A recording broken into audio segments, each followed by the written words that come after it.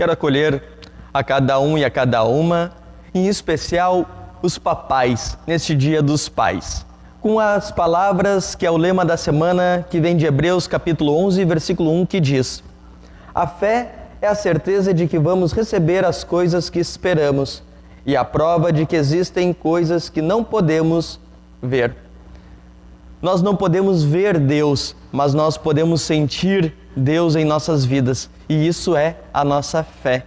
A certeza de que sim, Deus é como um pai amoroso que cuida dos seus filhos.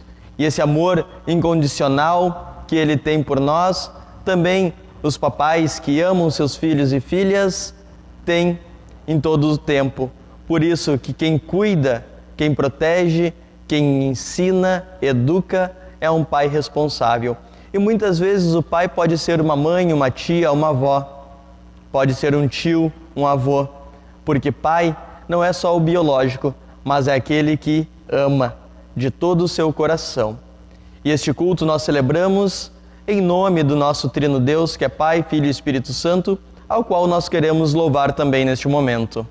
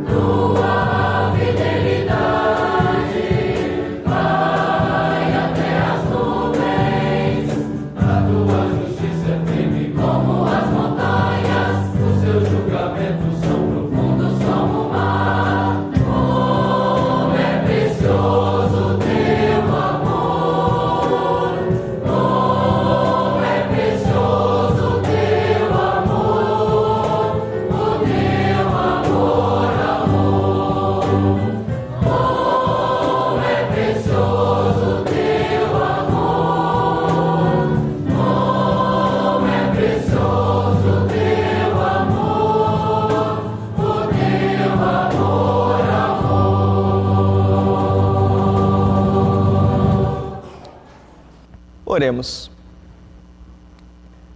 Deus de amor e misericórdia, nós louvamos o Teu nome porque Tu és digno de ser louvado.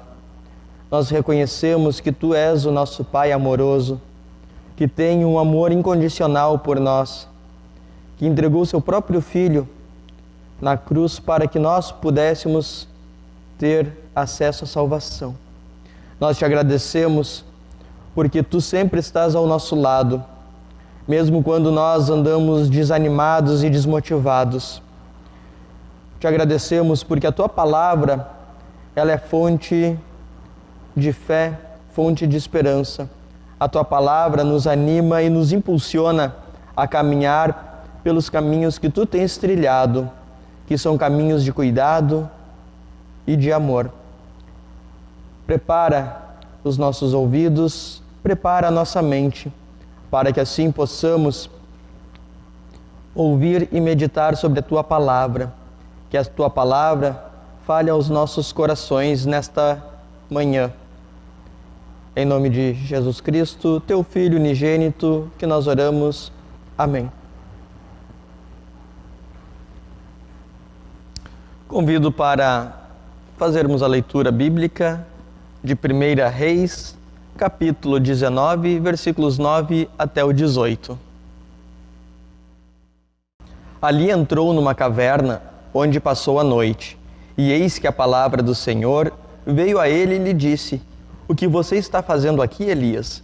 Ele respondeu: Tenho sido muito zeloso pelo Senhor, Deus dos exércitos, porque os filhos de Israel deixaram a tua aliança, derrubaram os teus altares e mataram os teus profetas à espada. Só fiquei eu, e eles estão querendo tirar minha vida. Então foi-lhe dito: Saia daí e fique diante do Senhor no monte. Eis que o Senhor estava passando, e um grande e forte vento fendia os montes e quebrava as rochas diante do Senhor. Mas o Senhor não estava no vento. Depois do vento, houve um terremoto, mas o Senhor não estava no terremoto. Depois do terremoto, veio um fogo, mas o Senhor não estava no fogo. E depois do fogo, veio o som de um suave sussurro. Quando Elias ouviu isso, cobriu o rosto com um manto e, saindo, pôs-se à entrada da caverna. Eis que veio uma voz e lhe disse: O que você está fazendo aqui, Elias? Ele respondeu: Tenho sido muito zeloso pelo Senhor, Deus dos exércitos, porque os filhos de Israel deixaram a tua aliança, derrubaram os teus altares e mataram os teus profetas à espada. Só fiquei eu, e eles estão querendo tirar minha vida. Então o Senhor disse a Elias: Vá, volte ao seu caminho para o deserto de Damasco. Chegando lá, unja Hazael como rei da Síria. Unja também Jeú, filho de Ninzi, como rei de Israel. E Eliseu, filho de Safate, de Abel-Meloá, como profeta em seu lugar.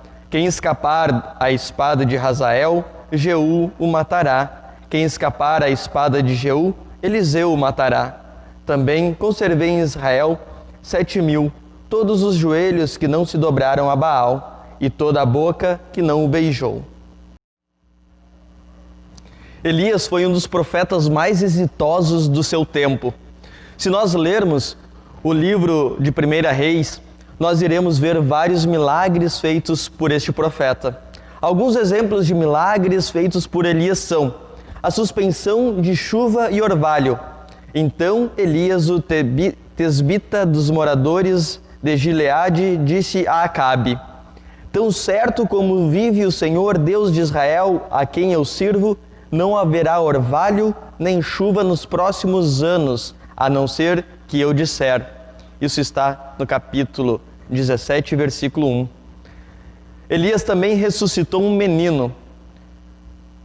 Isso nós vemos no relato no capítulo 17, no versículo 22, que diz: O Senhor atendeu a voz de Elias, a vida foi restituída ao menino e ele reviveu. Além de milagres, Elias também enfrentou o rei. Nós acompanhamos no capítulo 18, versículos 17 e seguintes. Evocou um fogo do céu para consumir um holocausto, quando não havia possibilidade. No capítulo 18, versículos 38. Esses são apenas alguns dos exemplos de êxito que Elias teve no seu ministério como profeta de Deus, como profeta ungido de Deus. Mas Elias, nem sempre ele andava feliz. Algumas vezes ele não se sentia também importante ou exitoso. Algumas vezes ele se sentia um profeta desanimado, ele estava desmotivado. Se nós olharmos um pouco antes do nosso texto, que nós acabamos de fazer a leitura, nós vamos ver que Elias fugiu para salvar a sua vida. Ele antes de chegar na caverna em que ele estava, ele teve vontade de morrer. Sim, ele mesmo, porém, foi para o deserto caminhando um dia inteiro. Por fim, sentou-se debaixo de um zimbro, sentiu vontade de morrer e orou: Basta, Senhor, tira a minha vida, porque eu não sou melhor do que os meus pais. Elias, quando chega a essa caverna, ele está desmotivado, ele estava desesperançoso, ele estava com medo, ele sentia que todo o seu ministério não havia servido para nada. Nós podemos dizer que Elias estava tendo uma crise no seu ministério. Ele não conseguia ver todas as coisas boas, todas as maravilhas que ele tinha feito como profeta. Ele só conseguia enxergar o povo que se virou contra Deus e matava os profetas. Elias, ele não conseguia enxergar as 7.000 pessoas que Deus estava guardando ainda em seu nome. As 7.000 pessoas que continuavam firmes na palavra de Deus, os quais não se dobraram ao Deus pagão Baal. Quantas vezes nós entramos em crises também? Quantas vezes você não enxerga todas as coisas boas que tem feito, vendo apenas os resultados negativos e se apegando a eles? Nesses últimos meses, eu tenho visto e ouvido muitas pessoas em crise, mas isso era também de se esperar. Não podemos dizer que é normal, mas pode-se dizer que é algo comum hoje. Algo onde as pessoas entrassem em crise. Crise, muitas vezes emocional, crise econômica, crise social. A pandemia, ela potencializou situações que já nós tínhamos antes, mas que ficaram mais evidentes, e isso gerou crise, até mesmo crise de consciência em algumas pessoas. Nós temos que entender que a crise, ela não é um castigo de Deus. Muitas pessoas, elas pensam isso, que Deus está castigando o povo com essa crise, que está abandonando o povo em meio à crise, ou que ele gera a crise para punir as pessoas, para punir o seu povo. Mas a crise, na verdade, ela é uma oportunidade. Nós temos que ver a crise como uma oportunidade e não como um castigo. A crise, ela é uma oportunidade de crescimento, de evolução, de fortalecimento da nossa fé também. Nós devemos encarar a crise como algo passageiro, pois nenhuma crise ela é eterna. Nós devemos aprender com ela, nós devemos superar os desafios e obstáculos que são trazidos com a crise. Para nós superarmos a crise, nós precisamos ter olhos e ouvidos bem abertos para nós enxergarmos além do problema, pois não há problema que não há solução. Todos os problemas, eles têm uma solução. Basta nós termos calma, paciência para enxergar e ou aceitar a solução também. Que muitas vezes nós não queremos aceitar a solução que nós temos à nossa frente. E isso nos gera mais crise ainda, isso nos aprofunda na crise. Algumas crises somos nós mesmos que criamos, por conta do nosso desânimo, por conta da nossa desmotivação. Quantas vezes você se sente desmotivado ou desmotivada e isso acaba gerando problemas? Quantas vezes nós tentamos fugir dos nossos problemas, nos esquecendo que eles irão conosco? Ou pior, que só iremos arrumar problemas maiores e diferentes com a fuga dos problemas. Quantas pessoas você conhece que chega a mudar de cidade, estado ou país para se livrar dos problemas e ao invés de tentar resolver e acabam criando problemas, crises maiores, crises novas? Desmotivação, crise, problemas, são todas situações naturais que o ser humano vai passar um dia. E quando esse dia chegar, nós devemos lembrar que toda essa situação ela é passageira, que nós devemos enfrentar os problemas, nós devemos fazer o que diz naquele velho, numa frase que sempre teve nos quadrinhos por aí, que é muito conhecido. Possivelmente você já viu. A frase é: não diga a Deus que você tem um grande problema, mas diga ao problema que você tem um grande Deus. Que nós possamos realmente confiar em Deus, confiar que Ele sempre estará ao nosso lado para nos auxiliar e atravessarmos os momentos mais difíceis de nossas vidas que às vezes se achegam a nós. Que o bondoso Deus possa te abençoar nesses dias difíceis e te lembrar que todas as crises são passageiras. Amém.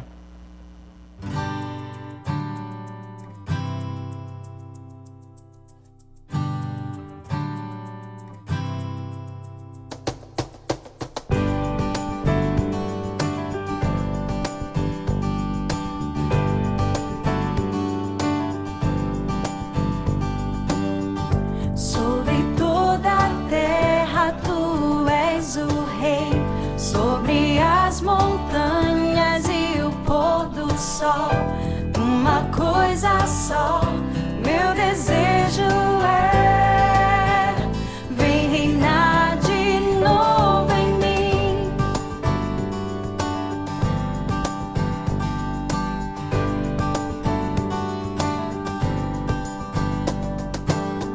Sobre o meu pensar, tudo que eu falar faz-me refletir a beleza que há em ti. Tu és para mim mais que tudo aqui. Vem reinar de novo em mim, reinar em mim com teu poder sobre a escuridão, sobre os sonhos meus. Tu és o Senhor de tudo que sou.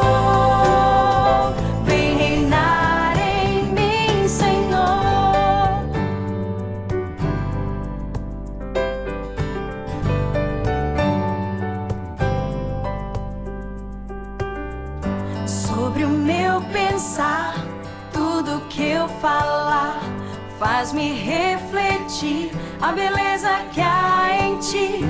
Tu és para mim mais que tudo aqui. Vem reinar de novo em mim, reinar em mim com teu poder sobre a escuridão, sobre os sonhos meus. Tu és o Senhor de tudo que sou. Vem reinar em mim, Senhor, reinar em mim com teu poder sobre a escuridão, sobre os sonhos meus. Tu és o Senhor de tudo que sou.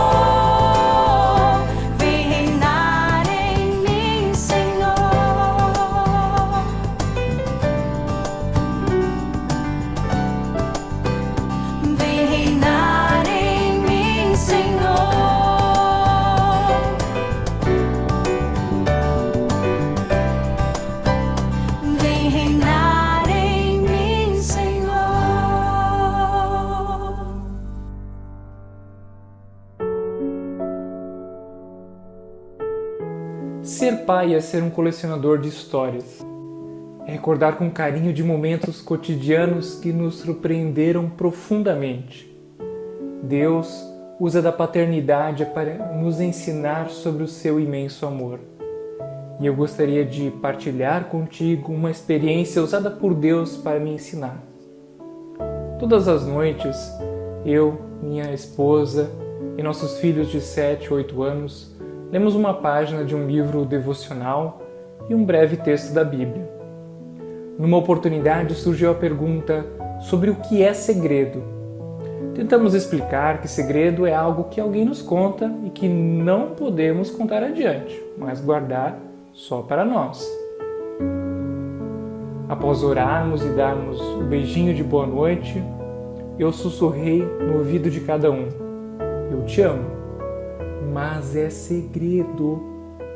Ao que ambos gritaram bem alto: o Pai me ama! O Pai me ama!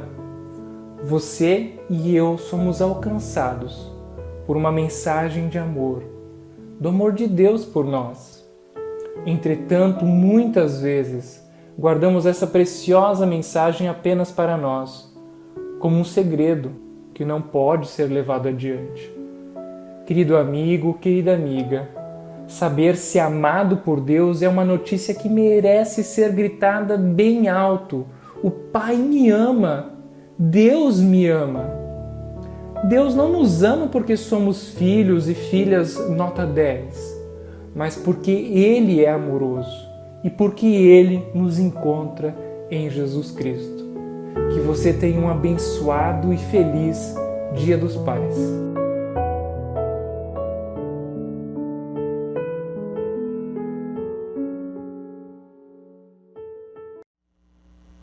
Convido você que está acompanhando este culto para nós orarmos. Obrigado, Deus, porque Tu, como um Pai amoroso, nos cuida, nos protege, nos guarda.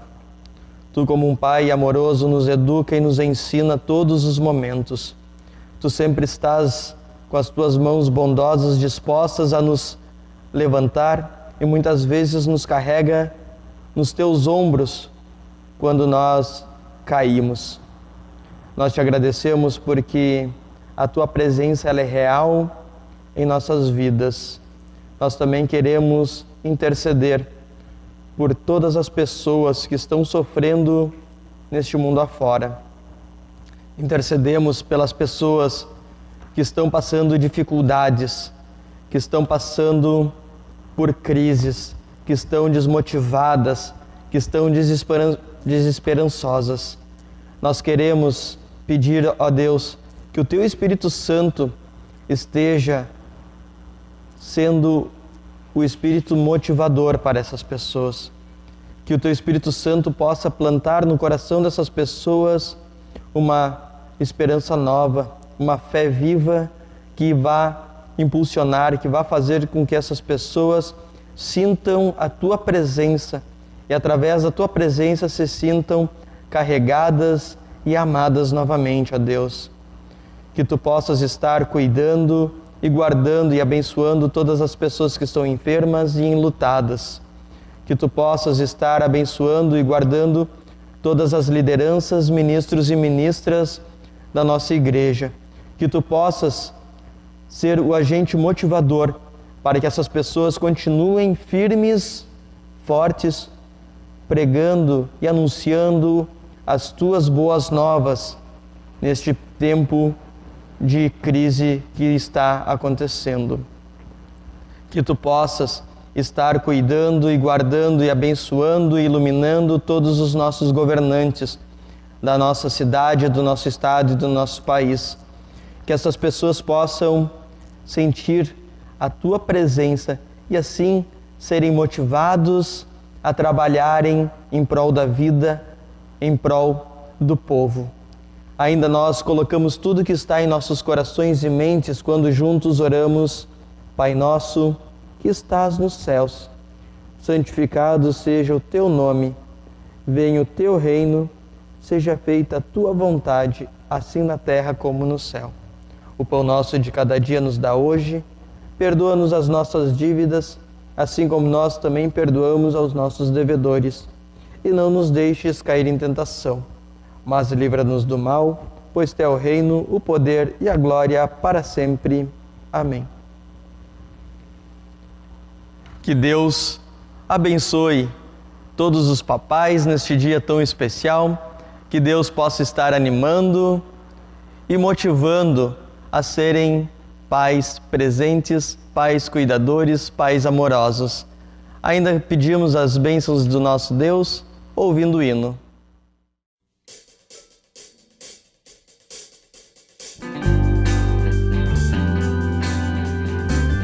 A Ti, Senhor.